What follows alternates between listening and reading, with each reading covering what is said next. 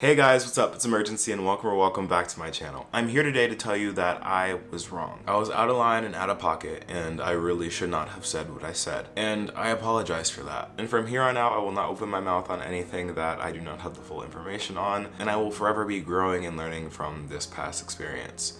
The second half of Generation was actually really good.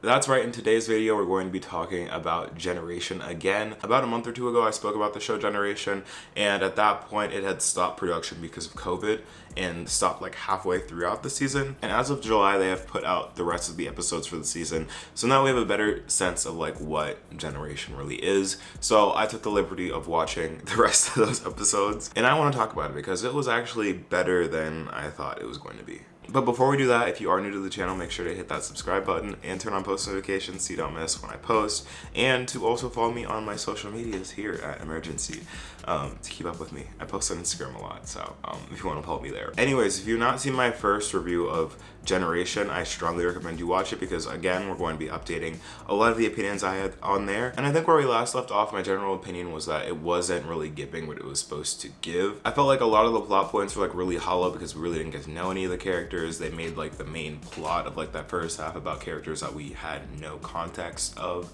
or really had any reason to care about. And I will say I will keep that opinion because at the time I had no idea that that was only half of the season. I thought that was the entire thing. But you see, they came out with I think like 7 or 8 new episodes, and those episodes really did flesh out a lot of stuff afterwards. And I feel like I can solidly say like the whole season as a whole is a pretty strong season. And we'll get into exactly why I feel like that. So first, let's catch up. Let's see where people are at by the end of this season. I always say this and I end up explaining them anyway, but I'm gonna really try this time. I'm giving a TLDR on everybody so we're all up on the same page. Basically, the season starts out, Chester meets someone new after his failed attempt to seduce his guidance counselor, and then he's just like with him and his boyfriend, but he's also wrapped up with Nathan because at the end of the season, Nathan comes out as bi and basically ropes Chester into like this fake relationship where like Nathan definitely has feelings for Chester still, but he uses Chester to like have a fake relationship to get back at his mom for being like homophobic. Honestly, kind of a power move, but also really messy and like ruining Chester's relationship. Naomi and Delilah, if you remember, Naomi is Nathan's sister and Delilah is the one who had the baby at the end of the season. They end up getting in a throuple. Very interesting, I know. They basically end up getting into a throuple with this one skinny white dude who resembles like Lil Huddy circa like 2019, and then they end up having some beef with that because like, as you know, like high schoolers in a throuple,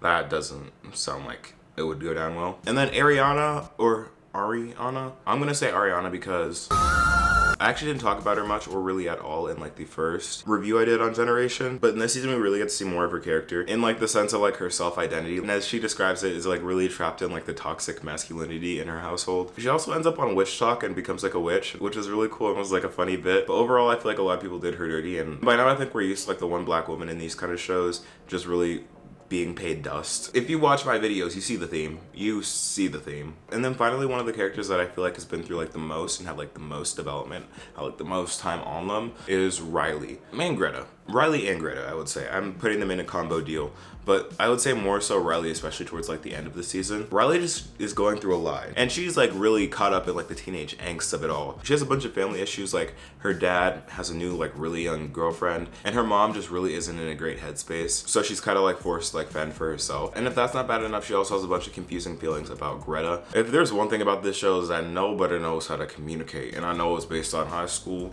so I don't blame him because high school communication sucks. That's basically an oxymoron. That's not a thing. But like for real, a lot of her problems could really be solved if she just learned some like communication skills and actually spoke her feelings, which she kind of does at the end, so like okay, growth. But yeah, we just really get to see like the inside workings of like Riley's mind and how she actually struggles with like a lot of mental health stuff like anxiety. Another thing about Riley that I think is really cool, or not cool, was cool to watch, was like her dynamic with her parents, especially at the end, where it's like really troubled, and like she really sees herself, like a lot of the actions that she takes and a lot of things that she does throughout this season really reflect that of her parents, and she hates that, and just seeing that internal turmoil of like figuring out who she is and trying not to become her parents. It's just like really relatable. It's relatable. I hate to say it, it's relatable. And it's just like really good storytelling, so shouts out. Oh yeah, and I also said I talked about Greta, but I haven't talked about Greta. Her mother finally gets back from being abroad and really just like stirs a bunch of stuff up. Oh, and this is one thing that I just realized. I didn't realize this until like I actually finished the show. But like Greta's auntie is trans, and I love that. Like I love that representation. Like that's just amazing. Like I don't know, auntie was always like one of my like favorite characters just because she was so supportive of Greta and her friends, and then specifically like Greta and Riley's relationship and really trying to like mend that together, along with like basically being like the glue for the family. So love that for her. I feel like Greta and Riley have like similar issues in the sense that they both have like the family issue, and then they also have issues with like their feelings for each other and just figuring out like where they fall on that. Like they both obviously like each other. It's just a matter of like telling each other that they actually like each other or not. And I'd say like overall where I was wrong with this season was with character development. Like I really jumped the gun on saying like this show didn't have like a lot of character development, because it did. Because while like the first half may have not really delved into a bunch of characters, that second half really just gave me everything I needed for each character. Like definitely like certain characters got more fleshed out than others, but I feel like overall I got a better sense of like who each of these people are and why I should care about them. Like I already talked about Riley, but like Delilah, like I did not care about Delilah before. Like all I knew of Delilah was that she was just like pregnant and that she was like really like socially aware. But like this season we actually had to see her face like the implications of that pregnancy and having that baby, as well as just like learn more about her and like what she likes and who she likes. And I feel like that definitely made me like the show more, just because I was able to relate with a lot more people, and just like see people for who they are as a bunch of like flawed, awkward, and emotionally unavailable teens. Like no one in the show by any means is perfect, which is honestly kind of beautiful because that just adds like to like the realism of it all. Like you're really just able to see each of these characters as people and relate to them as such. Yeah, that's enough about characters specifically. Now I want to kind of talk about like some of my opinions on certain things that happened this season, because a lot did happen this season. I hate to say it. First off, let's talk about Chester's new relationship. So I think at the end of the first half of the season, he meets this guy named Bo. He either meets him at the end of that first half or at the beginning of the second half, but he meets this guy named Bo. He's like really like stereotypically like nerdy, into Dungeons and Dragons and all that. He's like really introverted, yada yada yada. Really like the opposite of Chester. And surprisingly they work out pretty well, and I was actually rooting for them. Like high key I was rooting for them, because like the moments they shared were like super wholesome and super cute. Like the moment in the car.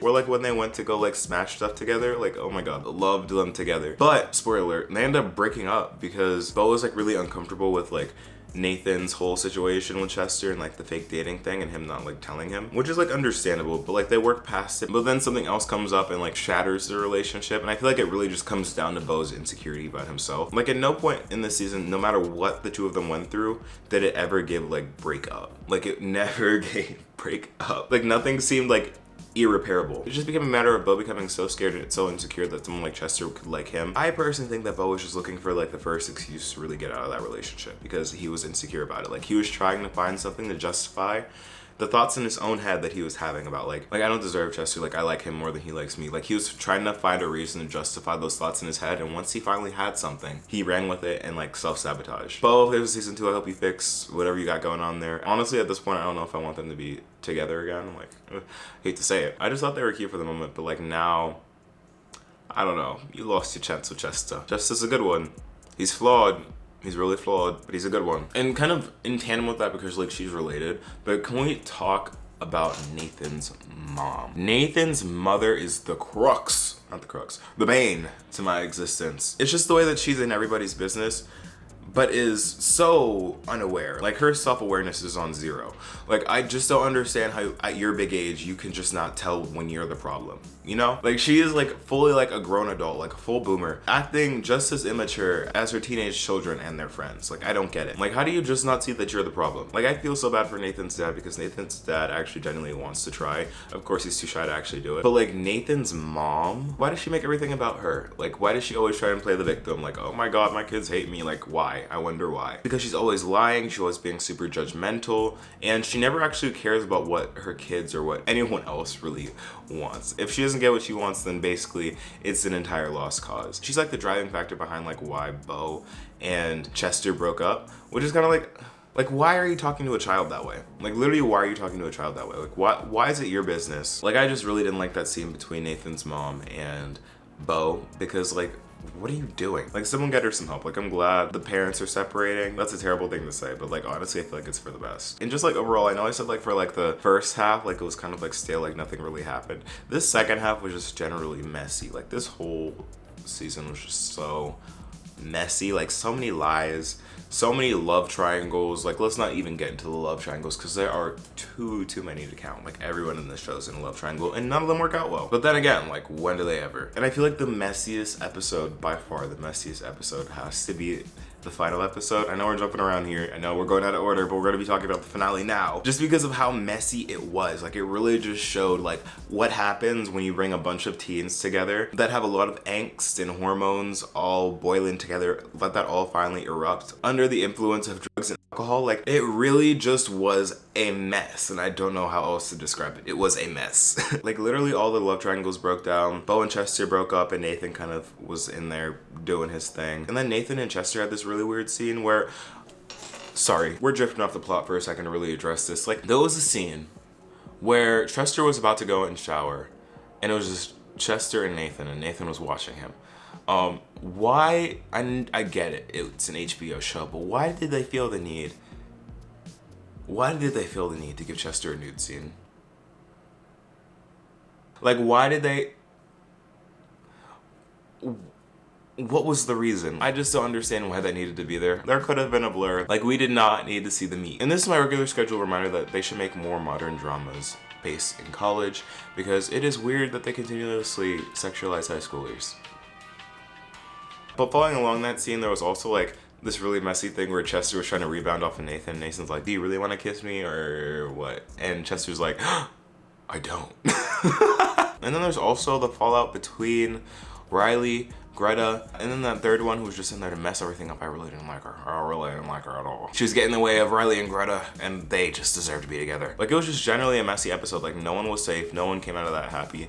Like, it was just really sad. And one thing I want to really point out that really like bothered me specifically about this episode, that really just made things like more complicated, and sort of happened throughout the entire season, was that they would never let each other finish a thought or finish a conversation. Like, there would always be some kind of interruption. Someone would come and butt in, or someone would grab someone else being like, I know you're having this conversation, but let's go somewhere else. Like, let someone finish a thought, please.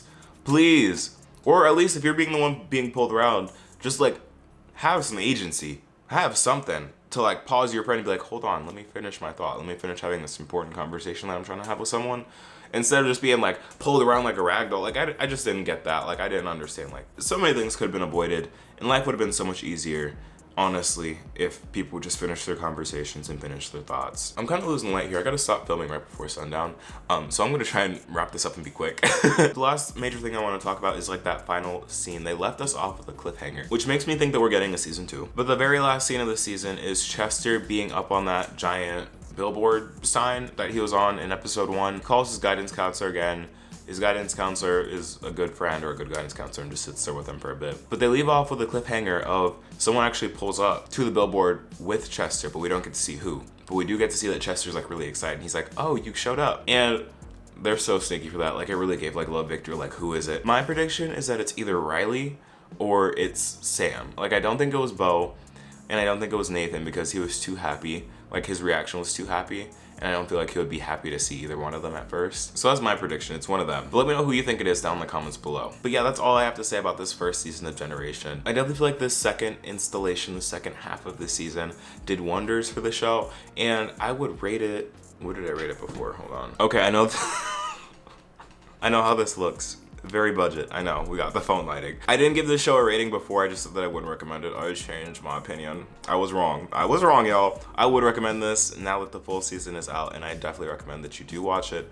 With this full installation, I give it like a solid like 7 out of 10, 7, 8 out of 10, let's be honest. It definitely was a solid show and is geared like really specifically towards Gen Z. It does have like its moments where it like veers off of like what you think like a Gen Z would be. But overall, I feel like it's a good story, trying to like have like a good message.